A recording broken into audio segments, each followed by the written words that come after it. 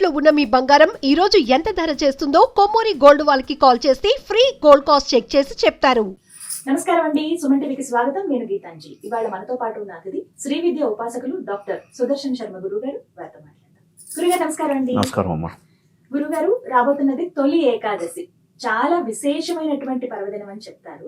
ఏకాదశులు సాధారణంగా చూసేది మనం ప్రతి మాసంలో 2 ఏకాదశులు.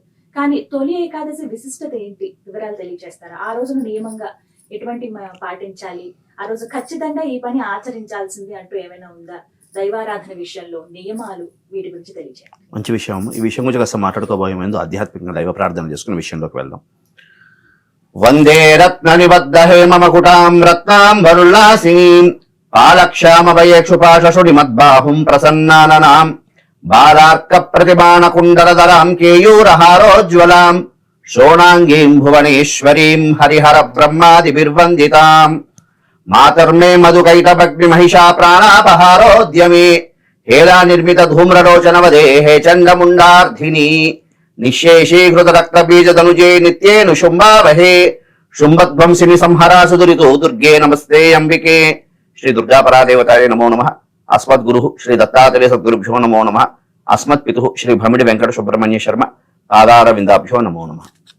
ప్రధానంగా మనకి రాబోతున్నటువంటిది తొలి ఏకాదశి.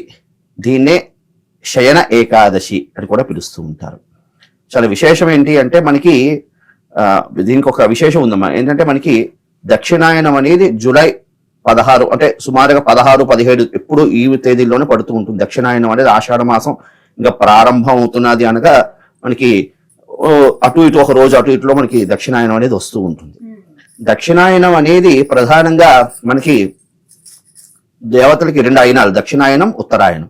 ఉత్తరాయణం అనేది దేవతలకి సూర్య సంబంధమైనటువంటి అంటే ఉదయ వేళ అంటూ ఉంటారు. అదేవిధంగా దక్షిణాయనం అనేది రాత్రి భాగం సంబంధించినటువంటిది. అయితే ఈ దక్షిణాయనం మొదలైంది అంటే ఇంకా స్వామివారు శయన ఏకాదశి అని కూడా పిలుస్తున్నారు. ఎందుకంటే స్వామివారికి నిద్రావస్థకి వెళ్తూ ఉంటారు. దానికి సంబంధించినటువంటిది విశేషం ఏంటంటే దాన్ని తొలి ఏకాదశి అని పిలుస్తారు. అంటే స్వామివారు మహావిష్ణు వైకుంఠంలో ఆ యొక్క దాని ఏమంటారు శయనపానుప మీద 4 మాసాలు ఆయన నిద్రావస్థకి యోగమాయలో నిద్రావస్థలో వెళ్తుంటారు. నిద్రపోవడం అంటే మనలాగా నిద్రపోయేది కాదమ్మా. ఆయన కూడా ఒక రకంగా అంటే కొన్ని విధానాలు, కొన్ని మంత్రశాస్త్రాలు కొన్ని ఏం చెప్తుందంటే ఆయన కూడా ధ్యానంలోకి వెళ్తారు. ఎవరి గురించి ధ్యానం చేస్తుంటారంటే శివాయ విష్ణు రూపాయ శివరూపాయ విష్ణవే శివస్య హృదయం విష్ణు విష్ణుస్య హృదయం శివ అన్నట్లుగా ఆయన కూడా ఆ విధంగా ధ్యానంలోకి వెళ్తూ ఉంటారు అని ఒక నానుడి కూడా ఉన్నది. అయితే దాన్ని పురస్కరించుకొని ఈ యొక్క రోజుని శయన ఏకాదశి అని పిలుస్తూ ఉంటారు. అయితే దీంట్లో ఇంకొక విశేషం కూడా ఉన్నది. అదే రోజు మనకి కొంతమంది యోగులు అంటే కొన్ని సాంప్రదాయాలు అదే రోజు నుంచి చాతుర్మాస్యాన్ని కూడా ప్రారంభం చేస్తూ ఉంటారు. అంటే ఆషాఢ శుద్ధ ఏకాదశి లగాయత్తు కార్తీక శుద్ధ ఏకాదశి వరకు ఈ యొక్క 4 మాసాలని కూడా దాని ఏమంటారు చాతుర్మాస్య వ్రత దీక్ష అనేది కొంతమంది చేస్తుంటారు. కొంతమంది ఈ యొక్క ఆషాఢ శుద్ధ పౌర్ణమి లగాయత్తు కార్తీక శుద్ధ పౌర్ణమి వరకు ఈ 4 మాసాల కాలాన్ని చాతుర్మాస్య దీక్ష అని కూడా చేస్తూ ఉంటారు. అయితే ఆ రోజు ఏమిటి, ఆ రోజు చేయాల్సినటువంటి విధి విధానాలు ఏమిటి అంటే ప్రధానంగా ఆ రోజు స్వామివారికి సంబంధించి చక్కగా తులసి పత్రి, స్వామివారికి తులసి పత్రి చాలా ప్రీతి.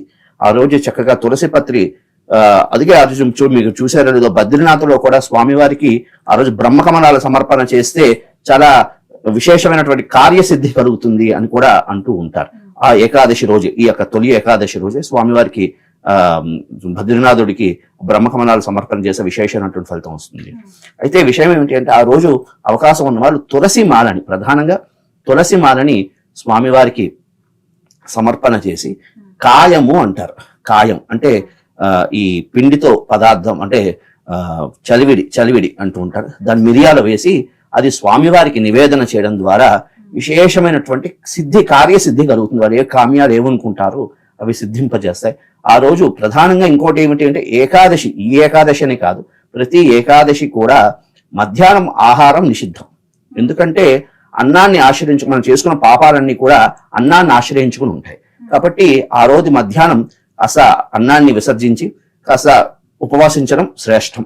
లేదు ఉపవాసం ఉండడానికి ఇబ్బందిగా అనిపించింది, శరీరం సహకరించలేదు, ఎందుకంటే శరీరానికి మించినటువంటి ఆత్మారాముని బాధ పెడితే ఏది చేసినా కూడా మనకి అది అనుకూలించదు అంటారు. కాబట్టి అవకాశం ఉన్న వాళ్ళు శరీరం సహకరిస్తే ఉపవాసించి చక్కగా స్వామివారికి తులసిమాల సమర్పణ చేస్తూ ఆ రోజు విష్ణు సహస్రనామం పారాయణ చేయడం, అదేవిధంగా దాన్ని ఏమంటారు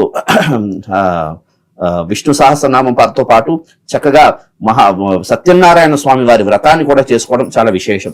శక్తి ఉన్న వాళ్ళు సత్యనారాయణ స్వామి వ్రతాన్ని చేసుకోవడం, అదేవిధంగా వివాహం మెయిన్ ప్రధానంగా వివాహం కాని వాళ్ళు ఎవరు కన్యలు ఉంటారు, పిల్లలు మగపిల్లలు ఉంటారు, అది ఆ రోజు వాళ్ళు కాస్త ఈ కృష్ణుడు సంబంధమైనటువంటి దేవాలయానికి కానీ రాముడికి సంబంధించిన దేవాలయంకి వెళ్ళి తులసిమాల సమర్పణ చేయడం ద్వారా వారికి ఖచ్చితంగా వివాహం సిద్ధిస్తుంది అని కూడా ఒక ప్రమాణం అంటూ ఒకటి కూడా ఉన్నది. ఆ రోజు చేసి వాళ్ళకి సమర్పణ చేసి వాళ్ళ కామ్యాలు ఏమున్నాయో అది అనుకుంటే సిద్ధిస్తుంది అని ఈ విధంగా చేయడం. ఇంకోటి ఏమిటి అంటే ఉపవాసించడం కాస్త ఇబ్బంది అనుకున్న వాళ్ళు ఆ రోజు ఏం చేస్తారంటే కాస్త సత్యనారాయణ స్వామి వారి ప్రసాదం, దాన్ని గోధుమను ఒక హల్వా అంటారు.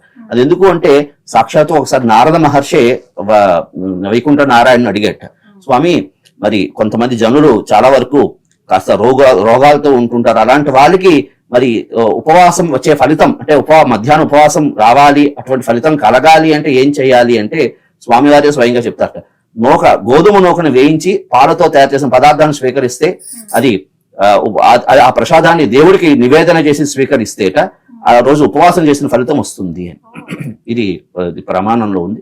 కాబట్టి ఆ రోజు అవకాశం ఉన్నవాళ్ళు ఆ విధంగా నూకని స్వీకరించడం, కాస్త ప్రసాదాన్ని స్వీకరించి ఉపవాసం ఉండడం ఈ విధంగా చేస్తాం. ఇంకా అవకాశం ఉన్నవాళ్ళు కాస్త సాయంకాలం గోవింద నామాలు పిండి దీపారాధన చేసి గోవింద నామాలు కాస్త విశేషంగా పారాయణ చేయడం, అదేవిధంగా ఆ రోజు విశేషంగా ఇంకోటి ఏమిటంటే చాతుర్మాస్య దీక్ష ప్రారంభం చేయడం. ఈ చాతుర్మాస్య దీక్ష కూడా చాలా విశేషమైనటువంటిది. ఈ 4 మాసాలు ఎందుకు అంటే స్వామివారు ఈ శయనావస్థకు వెళ్ళినప్పుడు ఈ 4 మాసాలు కూడా చాలా విశేషంగా విష్ణు ఆరాధన చేస్తే విశేషమైన ఫలితాలు వస్తుంది అని మనకి తమిళనాడులో కొన్ని యొక్క ప్రాంతాల్లో ఈ 4 మాసాలని కూడా చాలా విశేషంగా ఆరాధన చేస్తారు. వాళ్ళు విష్ణు సంబంధమైనటువంటి ఆరాధన చేస్తారు. వాళ్ళు దీనికి ఉత్థాన ఏకాదశి అని దాన్ని ఏకాదశి మనకి కార్తీక శుద్ధ ఏకాదశి. ఆ రోజు స్వామివారిని తీసుకువెళ్ళి మళ్ళీ తులసి దామోదరుడుగా వివాహం చేస్తూ ఉంటారు.